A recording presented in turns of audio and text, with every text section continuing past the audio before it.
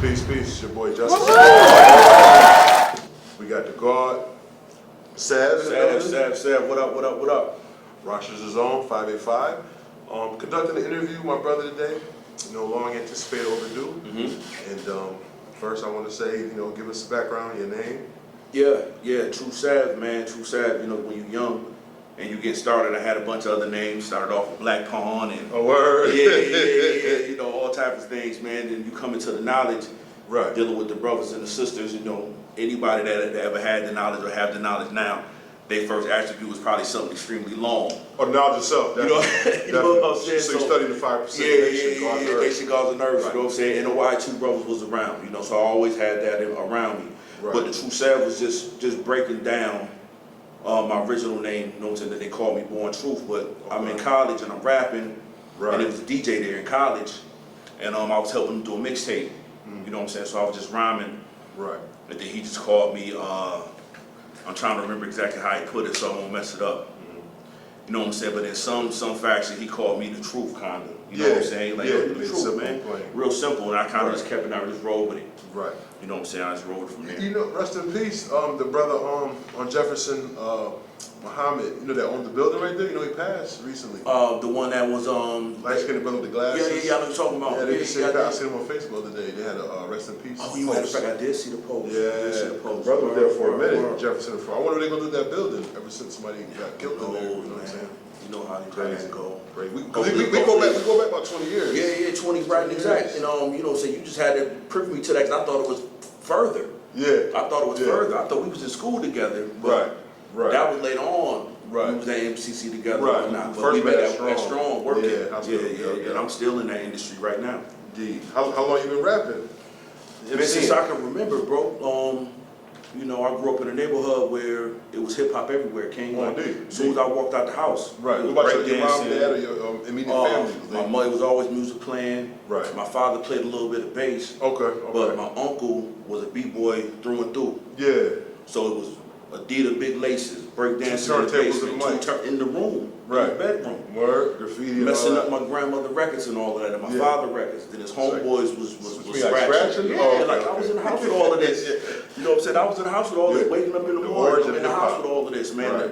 My grandmother's garage still got graffiti in it from the 80s. Right, you know what I'm saying? Right. So I was around it, coming outside, breakdancing on the cardboard. Here we are 50 years later. Yeah, being on Joseph, it was Spanish cats was dancing on Clinton a little further up, so they had dance competitions and all of that. I was in the middle of all that. You see the documentary Treat Nasheed, Microphone Check, where he's talking about the origin, basically, melanated people like us started it, you know what I'm saying, and Latinos. Just going to I haven't seen that, but I was seeing a little bit of the dilemma in the debate between the back and forth. How he was saying Latinos contributed, really didn't like that. But can I touch on that? Can I touch on that a little bit? For as long as I know and I remember, it always been Spanish cats around. But I know I was born in there. But there. they didn't initiate. As far as the origination of it, right? I don't know about being in the beginning, but I don't see why they wouldn't be. The Bronx was full of Hispanics. Indeed. You know what I'm saying? So but I don't. That's a whole other thing that can be debatable, right? But as long as I know, it always been Puerto Rican brothers, Hispanic brothers in the when it comes to this hip hop thing. Right. How do you feel about the state of hip hop now? Being that where you came from, what you've seen, now the evolution. Yeah. What's your take? Yeah, being in the beginning of it and seeing one of my big cousins rhyme at a block party one time. That's when I decided that I wanted to rhyme. Oh yeah. My cousins. You was like, I want in on this. You know how you speak to like a well-known artist or whatever. Yeah. Or someone that's popular, and they say, yo, I seen Rakim do this at a concert one day. It was actually my cousin, man. He got up on the stage at a block party, ripped it, dropped the mic, and the whole block was like, and I'm like, yo, I want to do that one day. Because I was going to ask you next, who inspired you and what made you man, like even on a previous interview that I did, I always gonna show love to, rest in peace, my cousin Dirty.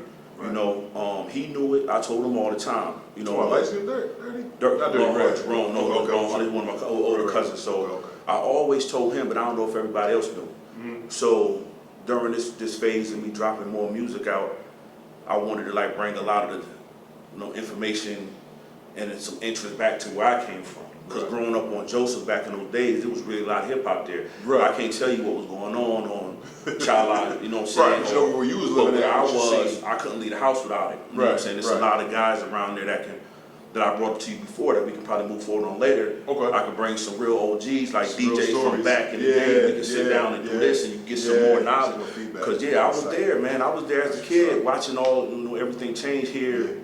Yeah. I remember I was wearing the polka dots, had the dye right in the box. I had that with phase the blonde too. dye, I had that phase too. I went through that too, you know. And as far as hip hop here in the town or in general. Yeah, what you feel about not just 585, but overall too, or the hip hop. Where we are right now, man. I think we hit that spot to where it's coming back around again. You know what I'm saying? So we had every 25, 30 years, history repeats itself. It repeats. So I think we at the stage now that we're repeating it again, and then that gives the brothers that's in my range that grew up in the 80s listening to hip hop and probably wrote their first rhymes going into the 90s to what we got a pocket now in 2025. You know what I'm saying? Thankful to what the brothers did over in Buffalo. I think y'all say Benny and Kyle Westside Gun kind of brought the true origin back. They did. They was able to do that. And it was timing. It was timing. You know what I'm saying? And they took advantage of the timing.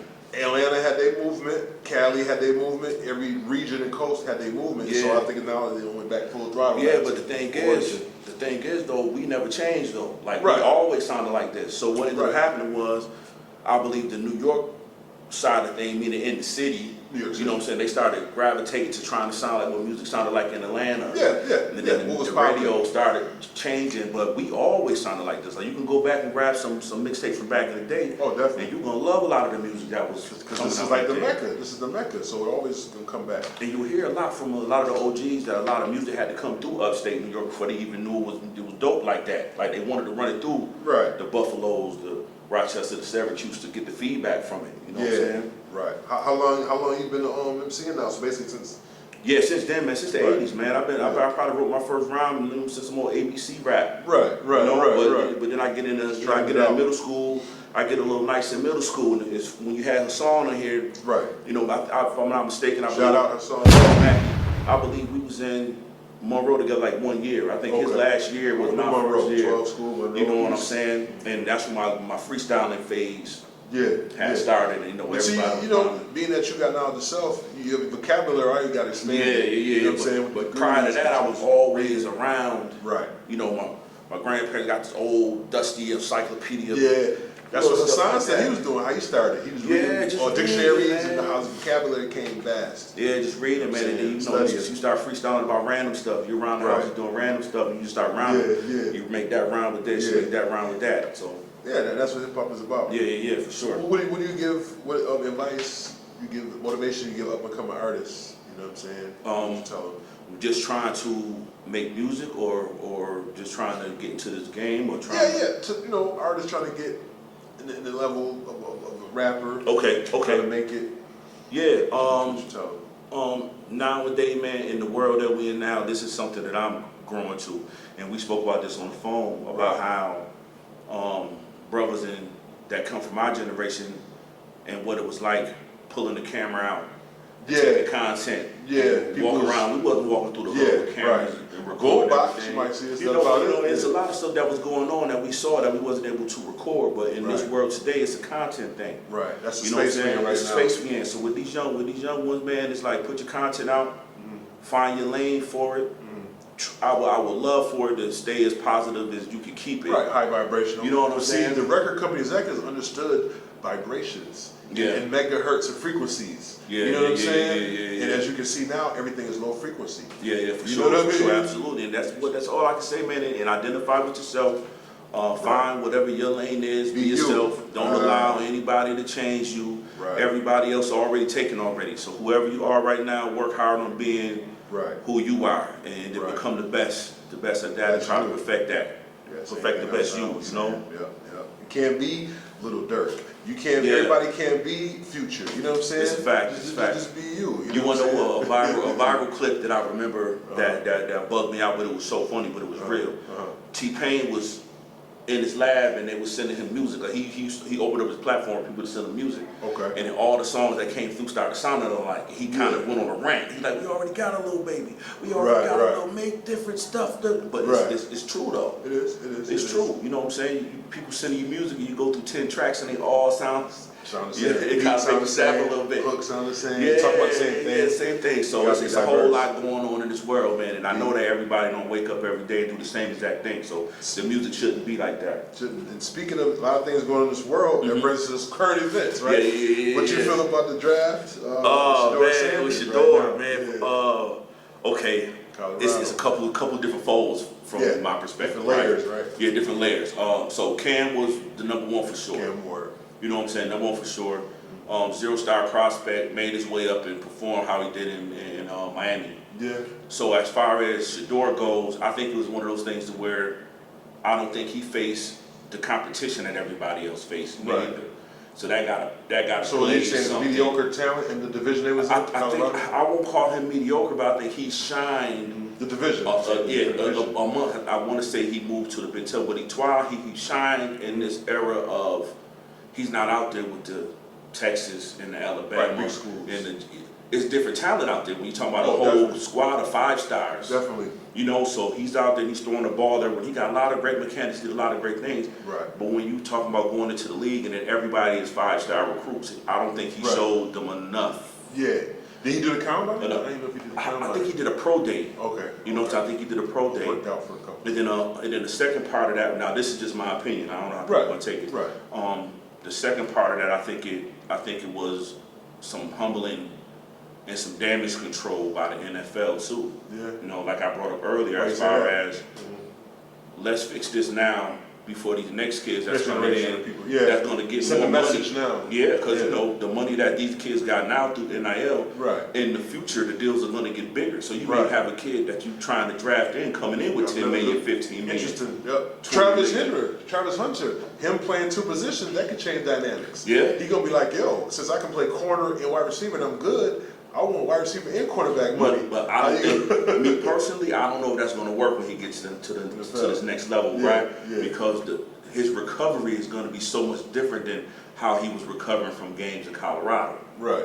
You know what I'm saying? Right. His body's going to feel a whole lot worse. Yeah. So going both ways, we're going to see. He probably can. They can put him in some packages. They don't have to be every down. Then I don't think it's going to have to be packages, man. Right. It's going to have to be packages because every time he's on the offensive side of the ball, there's going to be a safety out there that's going to try to make him say, Coach, I'm going in, give me the defensive book and I'm good. I want to give you the defensive book and I'm going to stay on this side because he's going to be a target. Definitely. He's going to be a target. But, you know, that's what I think about Shador, man. I just think it's unfortunate that he had to be in this position, but the NFL had to fix it and they wanted to fix it early. So he was the face of this statement. And I can't remember the young man's name. Like we can research it or they can research it. Right. But recently it was a kid that committed to another school and then left and took more money at, I believe it was Tennessee or something, because they offered him more in the NIL. Right. And that's the kind of things I believe they're trying to check before they get into NFL. You know what I'm saying? Check that at the door because at the end of the day you are coming to work. Right. Now, when you're going to the NFL type of thing. And in college, previously, it was more of everybody was hungry, everybody trying to get to that next level, you know, to get some money. Now that they get a couple of dollars, they might not be as hungry as they was. You know what I'm saying? It's very similar to when people drop their first album and it's their best album. Definitely. It's their best album that they drop, and then after that, they kind of fade off, and then they come back. So French Montana was kind of one of them dudes. Like that Mac and Cheese 2, man. That's when he was hungry.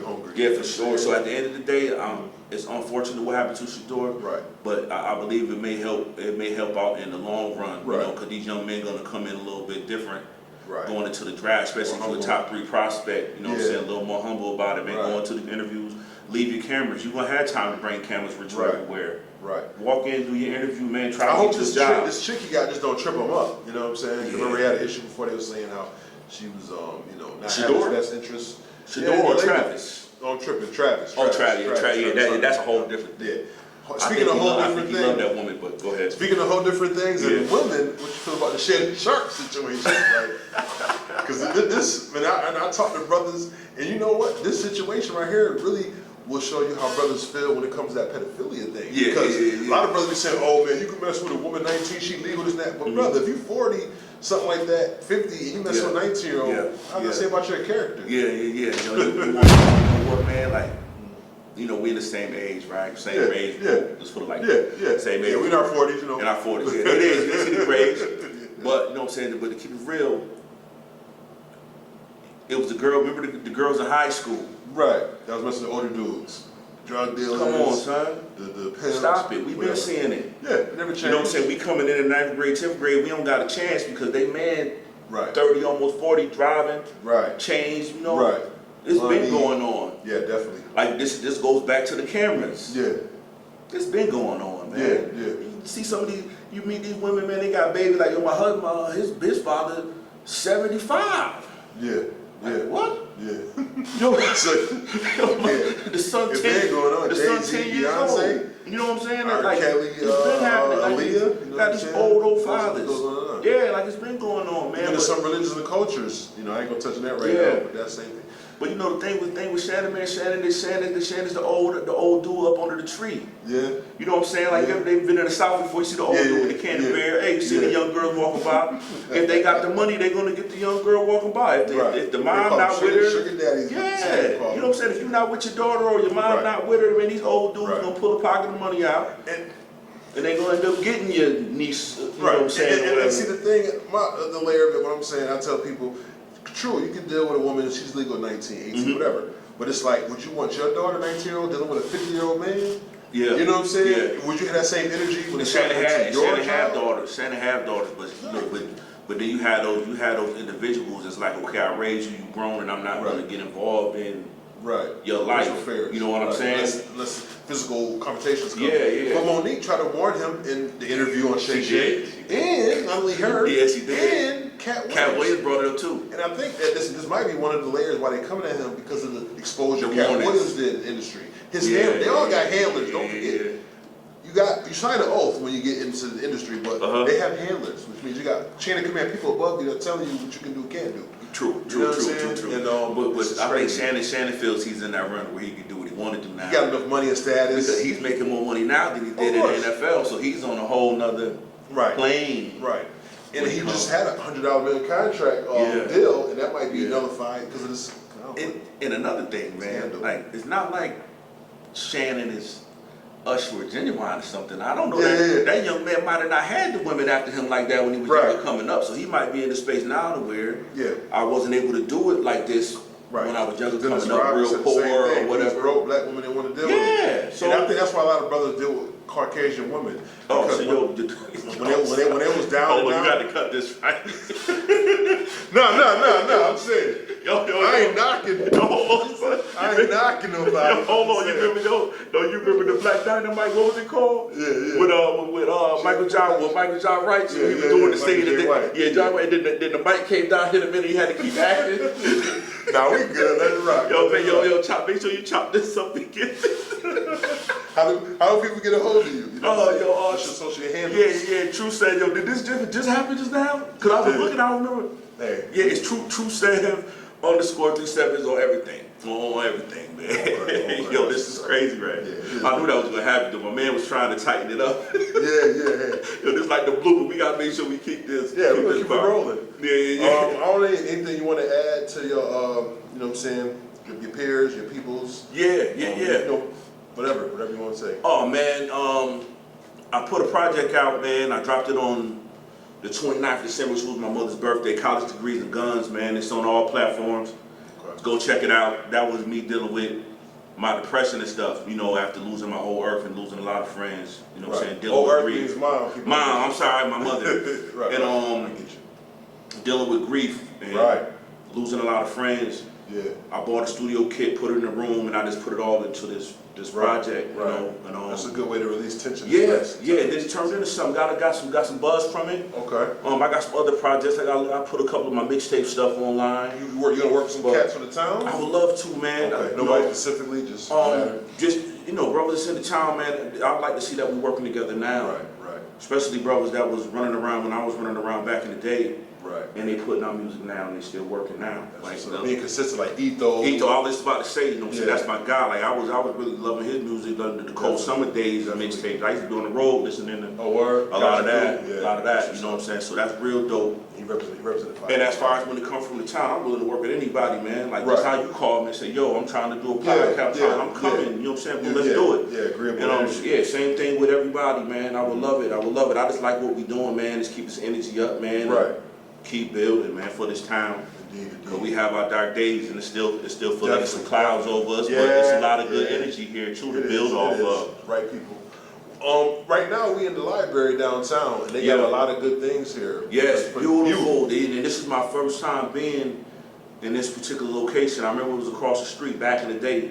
But you know, they got the video game lounge right here where the kids is playing video games. These are all the games I see my kids play. Right. They got the screens set up. Right. They have gaming tournaments. They got a studio, like a recording booth in here. Yeah. They got a business floor, a couple floors up, man. So yeah, man, bring your family out here, man, and especially the babies. Knowledge, if you need all the information in the books. Yeah, and you don't gotta go to Google all the time. All the information in the books, man. Come spend some time. It's real quiet, man. We in a quiet room right now, but it's real peaceful, man, right now. Indeed. You know, so yeah, come out here, man. Public library. Indeed. Definitely, we appreciate everybody tuning in. Yeah, thanks for having me, man. Yeah, appreciate it. This was fun. This was fun, yo. This mic thing, right? Yo, you gotta make sure you find that clip, yo. This is authentic, right here. You know what I'm gonna find that Black Dynamite clip, whatever that's called. Oh, okay. And I'm gonna Black send it to Shampoo, you. I think it was I can't remember what it's called. Dynamite. It is Black Dynamite. It ain't Dynamite, right? Jay White. Well, yeah, but they didn't even cut it out the movie scene though. Oh, word? They put it out in the movie. Like but they left it in the regular reel. Yeah. And he was doing the joint, and the mic came down, hit him in the face, bow. And he just kept Yeah. Yo, peace, man. Protons, electrons always cause explosions. Absolutely, man. Peace. More great content, more I love interviews. this city, man. Love the town, man. Let's keep doing big things. Locked and loaded. And for the shirt right here, I don't even know if my sister's still making. Oh, okay. I see them downtown. Yeah. My sister make these joints, man. Shout out to her for these, man, and her line. I don't know if she still got merch out there, but if you ask, this is where I got it from. I can only put a plug in. Right. You know. More projects coming from my boy right here? Yeah. I'm in the process of putting something together now, man. In a different mind state, man. New music. Right. You know, just having some fun. I got some overseas stuff, man. Working with some guys from the UK. That's all I was going to ask you too. What you consider? I know you know drill rapper, obviously. What kind of genre you consider a rapper you are? You know, you got different lanes.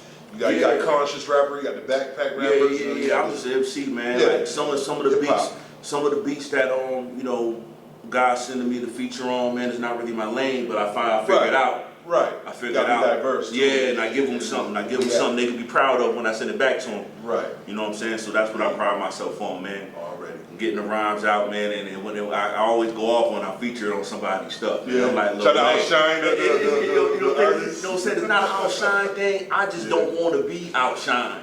Right. You know what I'm saying? So I'm gonna rhyme. Like so, if we get on the track together, you're gonna have to pull your sport out. You know.